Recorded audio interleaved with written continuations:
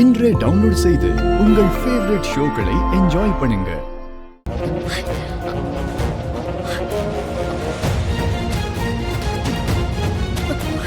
ஏய், இன்னும் 4 நாள்ல கல்யாணம் ஆக போற பொண்ணு மாதிரியா இருக்க. முகம் எல்லாம் வாடி போய் ஒரு மலர்ச்சியே இல்லாம ரொம்ப சோர்ந்து போயிருக்க. இதோட நீ அவசியம் ஆபீஸ்க்கு போணுமா? டாக்டர் தான் உன்னை ரெஸ்ட் எடுக்க சொல்லிருக்காங்கல்ல. அம்மா ப்ளீஸ், மறுபடியும் புராணத்தை ஆரம்பிக்காத. நான் கிளம்புறேன். என்னாச்சு இவளுக்கு? சொல் பேச்சே கேக்குறது இல்ல.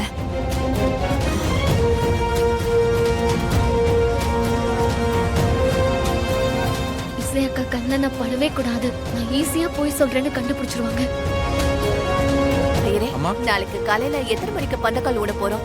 காலையில 7:30 இருந்து 9 வரைக்கும் நல்ல நேரம் தான்மா. அந்த நேரத்திலேயே பந்தக்கால ஊனிடலாமா? எங்க அத்தை வர நிக்கிறாங்களே, அவங்க கண்ணுல படாம எப்படியாவது போகணுமே. இப்ப என்ன பண்றது?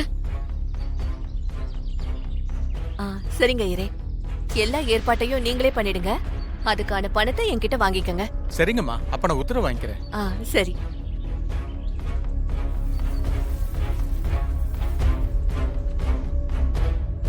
வர்ஷினி, இங்க வா.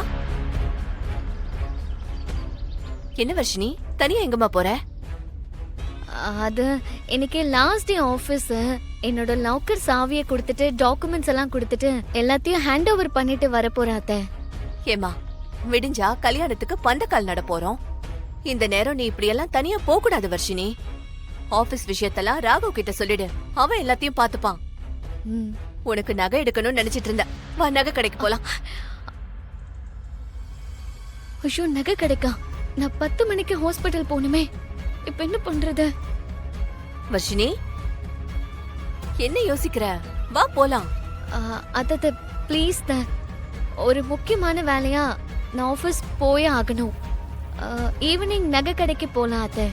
ஓ, அப்படியா சொல்ற? சரி, அப்ப நம்ம கார்லயே போயிட்டு வந்துரு. ஆஹா இல்ல அத்த, நான் ஆட்டோ புக் பண்ணிட்டேன். வெளியே தான் வெயிட் பண்ணிட்டு இருக்காங்க. நான் ஆட்டோலயே போயிடுறேன் அத்த. போறேன்னு சொல்லக்கூடாதுமா. அது நல்ல வார்த்தையே இல்ல. எப்பவுமே போயிட்டு வரேன்னு தான் சொல்லணும். சரியா? சரிங்க அத்த, இனிமே நான் அப்படியே சொல்றேன். வரேன் அத்த. சீக்கிரமா வந்துரு.